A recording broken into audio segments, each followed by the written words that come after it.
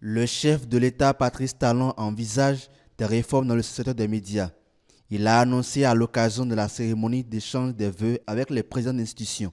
À cet effet, le président de la République a missionné la Haute Autorité de l'Audiovisuel de la Communication, HAC, au fin d'engager des consultations sérieuses avec les acteurs de la presse au Bénin pour proposer au gouvernement les axes d'une réforme ambitieuse et pertinente du secteur.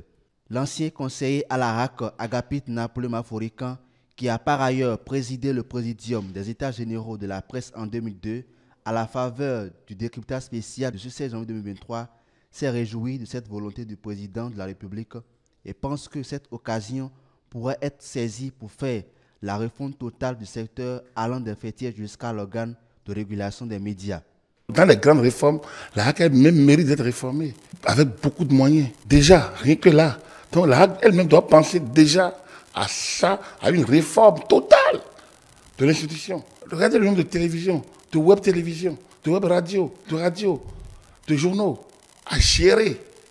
Ce n'est pas ce nombre-là qu'il doit gérer. Donc, il faut déjà ça, avec un secrétariat général doté de moyens, avec du personnel technique. Et maintenant, son rôle lui-même doit pouvoir être revu par rapport, tout en étant la chapeautière institutionnelle, doit léguer certaines choses aux fêtières. Mais des fêtières, pas en léthargie comme on a aujourd'hui, notamment au niveau des professionnels des médias, mais des fêtières dynamiques, dans lesquelles les professionnels des médias se reconnaissent. On a besoin d'une réforme totale.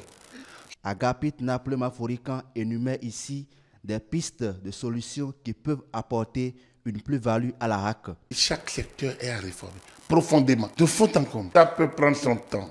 Moi, mon souhait, que des réflexions de base se fassent, que la HAC recueille les réflexions, que la HAC ne chapeaute pas les réflexions, mais recueille donc de la base, crée les conditions de recueillir et maintenant tamise avec des équipes.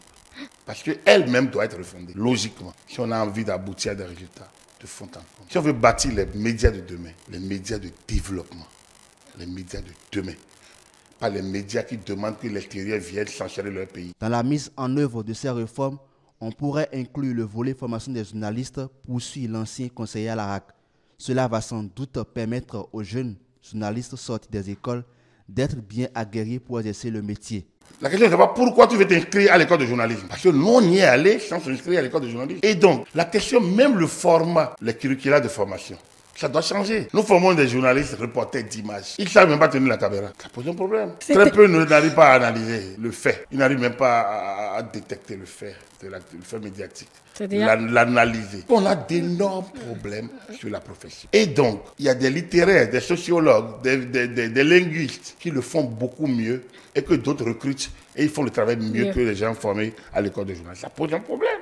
L'objectif premier du chef de l'État est de favoriser l'avènement de véritables entreprises de presse dans lesquelles les professionnels bénéficient de conditions de vie décentes pour cesser d'être exposés aux vices, à la précarité et à l'incertitude du lendemain. L'équipe de la HAC, dirigée par Rémi Prosper Moretti, est donc attendue sur ces éléments qui vont sans aucun doute insuffler une nouvelle dynamique au secteur des médias.